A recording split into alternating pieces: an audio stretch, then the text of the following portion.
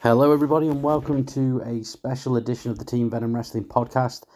Essentially, what I'm going to attempt to do for the first time ever when doing any of these is I'm going to attempt to live react and post the results and all that sort of stuff to YouTube and to Spotify platforms by way of a completed review podcast. But I am actually doing this solo at the moment because my usual partner in crime, Connor Franks, is currently in Nashville, where he's gone on his honeymoon, and he also went to see TNA live a couple of times this week, which is pretty damn awesome, and met the Hardys. Well jealous. These little snippets should be going up pretty much as each match finishes. I'm going to have a quick look through the match card and preview the show, and then I'm going to put the whole episode as one complete thing up on Spotify, and you can tell me that I sucked because I'm doing it alone and I've got no one to bounce off. So anyway, Bad Blood comes live from, I think it's Atlanta, Georgia. I'm not really good on American geography because, not from America. But there's only 5 matches that have been announced, which are Bayley versus Nia Jax for the WWE Women's Championships, Finn Balor versus Damian Priest, Liv Morgan defending the Women's World title against Rhea Ripley, and CM Punk versus Drew McIntyre in a Hell in a Cell match, and then Cody Rhodes and Roman Reigns versus Jacob Fatu and Solo Sikoa. So those 5 matches all sound awesome. There's a few matches that were rumoured and have been sort of floated around the weekend instead. For example, Sami Zayn versus Gunther for the World Heavyweight Championship was heavily rumoured, and they've now announced that that's going to happen on Monday on Raw, which is cool, and it's quite good that they're going back to that thing of making Raw feel important by having special title matches on there, so it's not just the pay-per-views that are going to have these big things on, and that's pretty cool. So I'm going to very quickly offer my thoughts on who I think should win or would win any of these matches, and predict the whole show. We'll see if I'm right. Obviously, this part of the podcast will be the first thing that gets released on YouTube, and hopefully this will come up around 5 minutes before the show starts, as in before Bad Blood starts. And so I think we're going to see either, I don't really care who's going to win out of Nia Jax and Bayley, because I think it's going to be a good match, but I think that it's going to be Tiffany cashing in the Money in the Bank straight after it's been being teased for months. I think we're going to end up in a position where both of them are down at the end of the match, and regardless of who's got the championship, I think it's going to be Tiffy time and she's going to cash in, and that's my prediction for the WWE Women's World Championship. Priest versus Balor, I think Priest's going to pick up the win there because he's just had the World Heavyweight title run. He's now stepping in as a solo guy instead of having the Judgment Day at his back. I think Priest will win it, unless they want to extend the program and have something going on at Survivor Series with Team Priest versus Team Judgment Day. But yeah, I'm fully expecting Priest to win. Liv versus Rhea, I think. It's got Dominic Mysterio in a shark cage above. I didn't mention that earlier, but yeah, he's hanging in a shark cage above the match, which should be quite amusing to see.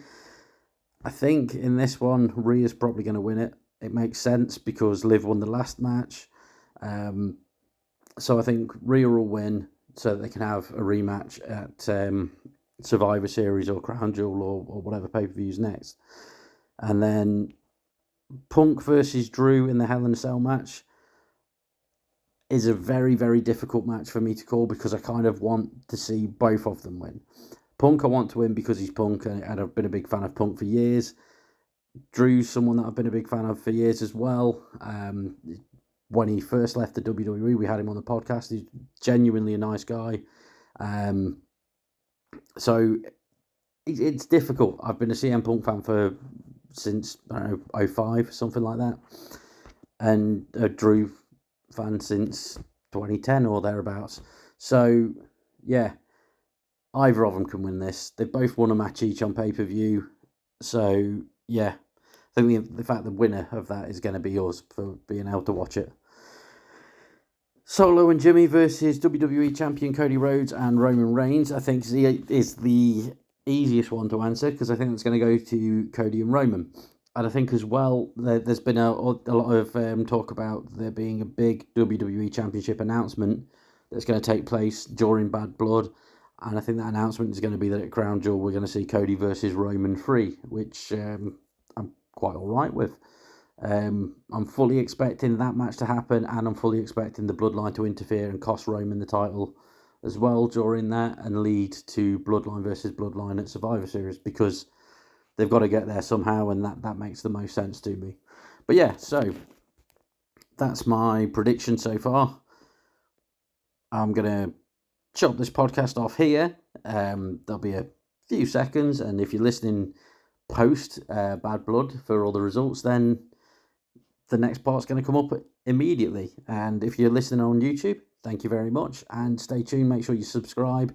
If that for any reason none of the matches appear on YouTube later on in the evening, that just means that I've been a very sleepy Rory and fallen asleep before I could actually do my review. Anyway, hey, I'll add it all in post if that's the case. So yeah, let's get in. Okay, part 2, which is the actual first match of the show, Nia Jax versus Bayley for the WWE Women's World Championship.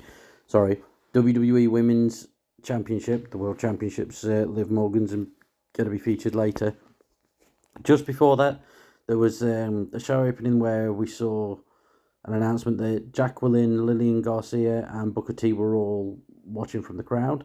Then it showed the host, which was Jay Cargill, Bianca Belair, and Naomi, who were hosting a party with Jey Uso, DDP, Mickie James, X-Pac, and more.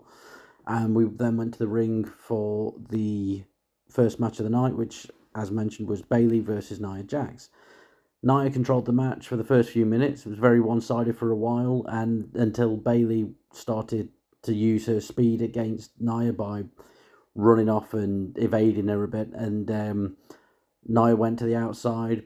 Bayley then hit her with a baseball slide. It was pretty cool. Nia took control again by going for like a Hurricane Rana type move, which I'm not sure if it was a botch or not. It was like instead of her legs going on the shoulders of Bayley, they went under her armpits. It was weird. Bayley then hit a sunset flip into the turnbuckle, which looked like it had tweaked her knee because Nia landed on her, and she got like a bit of a limp for the rest of the match. A lot of cool shit then happened outside involving the steel steps. Nia crashed into them. Bayley dropped a flying elbow off them, and Nia powerbombed Bayley then threw her into the ring apron, not the ring apron, sorry, the guardrails, then threw her back in the ring. Then went very back and forth. Bayley then impressively hit Nia with a Samoan drop of her own. Nia then went to grab Bayley, got kicked in the face and landed on the ref. So the ref was down. Bayley then hit a pop-up stunner and got a 7 count from the crowd chant along.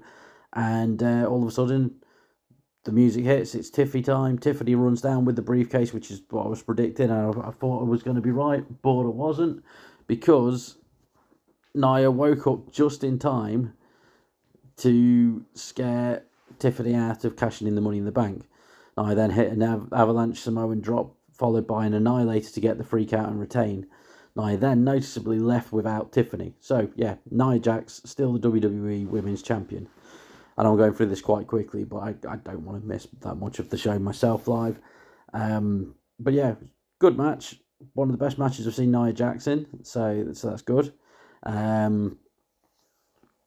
it was really good. Following that, there was also a huge announcement where there was like a video package that was, video segment of Megan Thee Stallion, I think I'm saying that name wrong, calling Bianca Belair, and that was to announce that SummerSlam in 2025 was going to be 2 nights.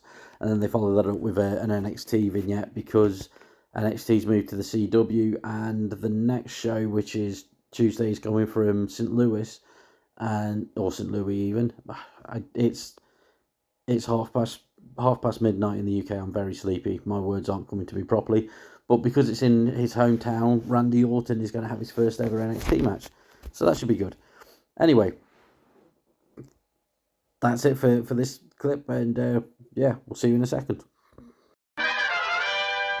Okay, so we're on part 3, which is match 2, and that is Finn Balor versus Damian Priest in a grudge match. It was really good. Thoroughly enjoyed the match. It It was very evenly matched towards until the finish. It was every bit as physical and intense as everyone expected. Amusingly, for saying that they normally refer to Priest as a bondage undertaker because of the black and the purple, he was wearing black and red with all the studs and stuff on, and it was very similar to the Ruthless Aggression era Kane gear. So he actually looked like a bondage Kane instead of a bondage Undertaker tonight, which is quite amusing. The match itself had some great spots. We saw a part where they got to the ringside and Finn just trucked Priest. Sorry, Priest just trucked Finn straight over the announce table, which was great. Then hit Finn with a razor's edge on the apron, which caused Carlito to run out to distract the ref while JD interfered, which allowed Balor to hit a coup de grace. Priest kicked out at 2, and then both Carlito and JD ran in and got thrown out, leading to Finn hitting 2 coup de grace onto Priest's neck. And Balor went up for the third, and Priest caught him and hit him with the South of Heaven. And that was it. It was over. 3 count. It was great. Following the match, the commentators did the rundown of what's coming up on Raw. We've got the World Heavyweight Championship between Gunther and Sami Zayn. We've also got an Intercontinental Championship match as Jay defends the title against Xavier Woods. And also Sheamus and Pete Dunne are going to go head-to-head as well, which would be pretty cool. Prior to the match as well, they gave a shout-out to some more legends in the crowd, which was X-Pac, Tully Blanchard and Arn Anderson. Should have mentioned that first, but I didn't. Yeah, so it was a good match. Bad Blood's been very good so far. I'm trying to get through. I know this sounds like I'm running through these little videos quite quickly. I am. The last match, the Nia Jax match, I'd made a load of notes for, and for this one, I've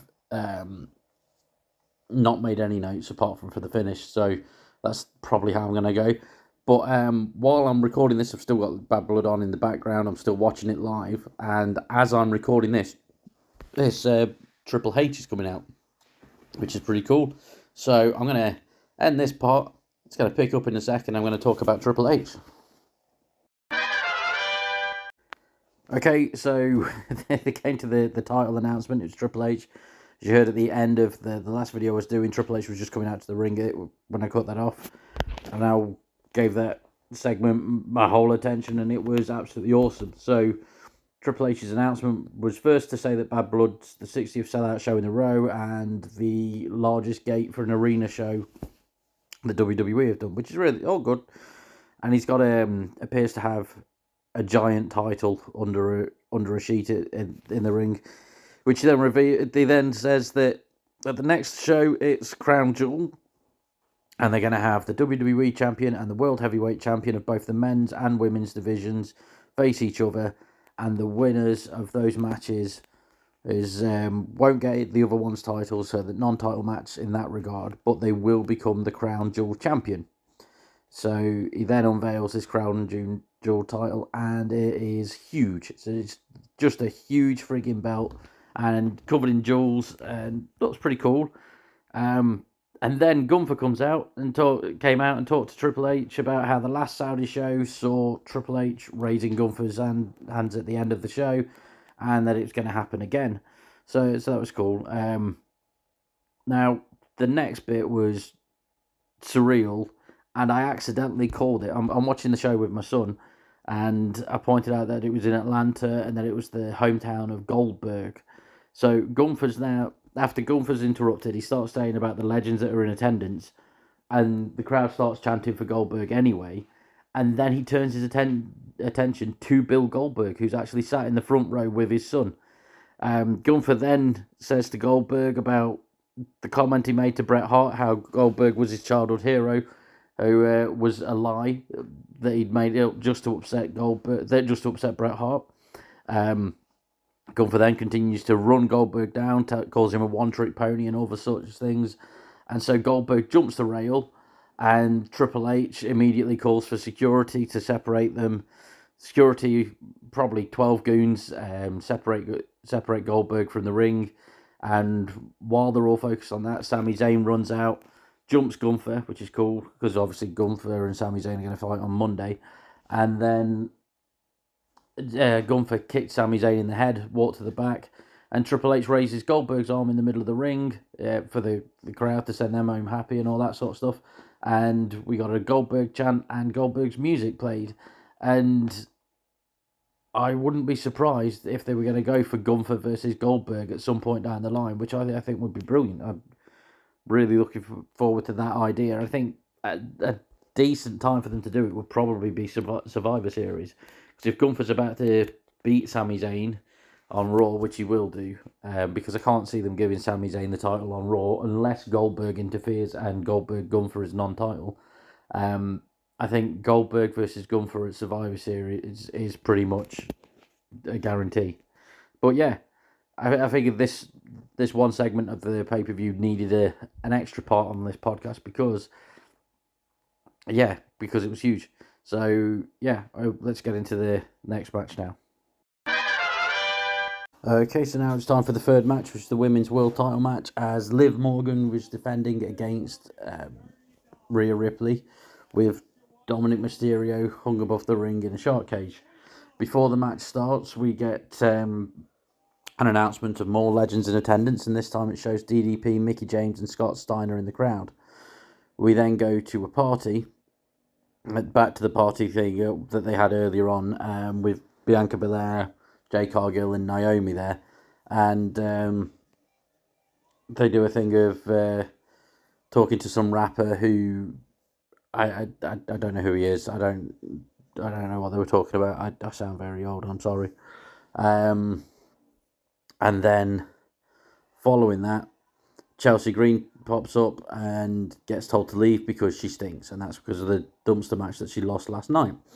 So we then get a video of Dom and Liv in a lowrider zooming around the streets of Atlanta, and they drive the lowrider out to the ramp, and they hit the hydraulics so it bounces a load of times.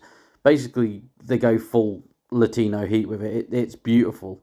And yeah, it was just really good. Obviously, Dom gets in the cage, Liv gets to the ring, Rhea comes out and everything, and Dom's shark tank is suspended above the entranceway. The match was really, really good. There was a few highlights. There was a lot of back and forth action. There was a point where Liv hit a beautiful sunset flip from the apron that smashed Rhea's head into the crowd barrier that looked absolutely brutal. Rhea also got a near fall from hitting a frog splash. And then all the way through all of this, Dom was trying to get out of the shark tank. They got the door open, and Rhea then took Liv to the front of Dom's shark tank, hit Liv with the Oblivion in front of Dom, who couldn't do anything about it, and then Dom fell out of the cage and was hanging upside down. This gave Rhea the opportunity to get a bit of revenge, so she went and grabbed the kendo stick and then just beat the piss out of Dom with it for a while. Well, so there was that. And as she was doing it, all of a sudden Rhea got clobbered from someone, and it turned out that Raquel Rodriguez was back. So Raquel Rodriguez jumped Rhea, threw her in the ring, and attacked her for the DQ. Liv's still the champ, thanks to Raquel, and Raquel then helped Liv up and handed her the world title, and Raquel, Liv, and Dom all left in victory, which was pretty cool. Obviously, Raquel and Liv were tag champs before, so it makes sense. And yeah, good little match. Thoroughly enjoyed it. Now, there's only 2 matches left on the show, so we're either going to get the Hell in a Cell or the big tag match next. But what we just saw was the thing of they better look at the new Crown Jewel title as well. So that looks pretty awesome and pretty impressive, and it just all looks really good. Okay, so got a little bit confused with this one because this was the main event of Roman Reigns and Cody Rhodes versus Jacob Fatu and Solo Sikoa. And the reason why I'm confused is, as I'm sure you've noticed from these videos so far, I haven't talked about the Hell in a Cell. And just as I went to record this, I saw that the copyright logo came up, and it turns out that we somehow missed the first match of the show. I mean, I'd had a look at the web earlier to see when the start time was, and it said midnight. So we started doing these at midnight. I mean, the first video that I put on here was like 5 to 12, and we just watched it straight away.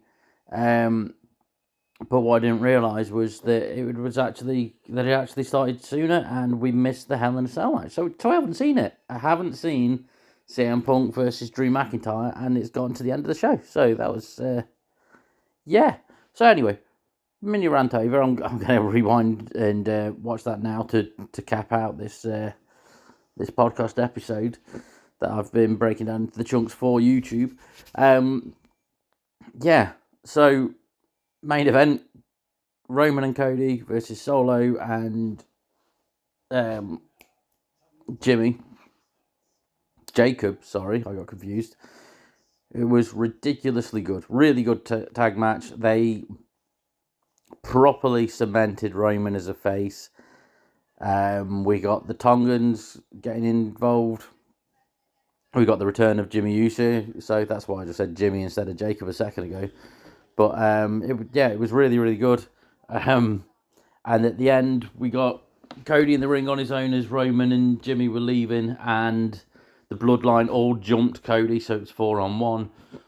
Jimmy, then you could hear what he said to Roman, which was basically, it's up to you what we do. If you want to help him, we'll help him. And the pair of them ran in and helped, and it was great. So the pair of them cleared the ring. Roman picked up the WWE Championship, handed it to Cody Rhodes. It was really awesome. And just as we thought the match was that was the end of the segment or whatever, and that it was going to go into something else, the fucking Rock's music played, and the Rock walked out on stage, and he did this whole little hand gesture thing that no one knows what the hell he was on with, but it looked like he was basically threatening to kill Roman. It was bizarre. It was good. So the Rock's back, and Roman's. It was just really good. I would go into more details about it, but I'm conscious that I'm already 3 minutes into this little clip. But that's your results, and now I'm going to rewind back and watch CM Punk versus Drew McIntyre. Okay, so yeah, bit of an annoying snafu with this. So I've gone to try and watch Bad Blood from the beginning. The network hasn't got that option yet. So we can't watch the Hell in a Cell match between CM Punk and Drew McIntyre. It's just flat out refusing to let us watch it. Me and my son are very disappointed. And I've just had a look, and it turns out that the show started at 11 o'clock in the UK, not midnight. So this whole podcast that I've put together so far on my own has been all out of whack because I didn't realise that I'd missed an entire hour when I started recording. And that's mad. Because, I mean, like, when I did the intro, it was a case of me previewing what I thought was going to happen. Genuinely didn't realise that it was, that it had already started. Anyway, I've had a quick look at the results for CM Punk versus Drew McIntyre. It sounds like they had an absolute bloodbath. I will watch it, and I'll enjoy it as soon as it appears on the network properly. But obviously, that's too late for this podcast and for the purpose of me getting these match reviews out as and when they're happening. So this is a delayed match review for Punk. Well, not even that, and it's mad. Anyway, CM Punk won using a chain and a go to sleep, which is pretty cool. He barely walked out of it, and Drew McIntyre had to be helped out by medical staff. So it'll be really interesting to see where the pair of them go from here. Overall, outside of missing the Hell in a Cell match, which is I'm so disappointed about, outside of that, I've enjoyed every single match of the show. I enjoyed the Bill Goldberg segment. Also turns out they showed Goldberg before the first match as well, which means that when I was all like astounded by him being there halfway through the show, it was old news to everyone, which is yeah. But yeah, I really enjoyed it. Every match was great. Main event was brilliant. Finn Balor versus Damian Priest was great. The 2 women's title matches were great. It was a good show. Yeah, I'd recommend it to any new WWE fan to watch it. And thank you everyone for listening along to these dodgy little videos that I've been doing. The full thing will be put out as a podcast, which will be available at some point tomorrow.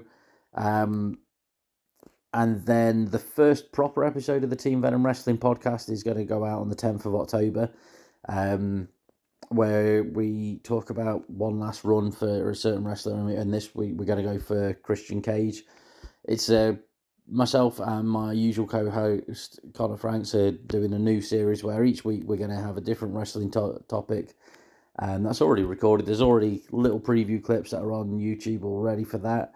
So if you've enjoyed listening to me waffle on my own, please give them a look, because I'm a lot better with someone else to talk to, and especially with Connor. But yeah, please remember to like, subscribe, all that sort of jazz, and thanks for listening.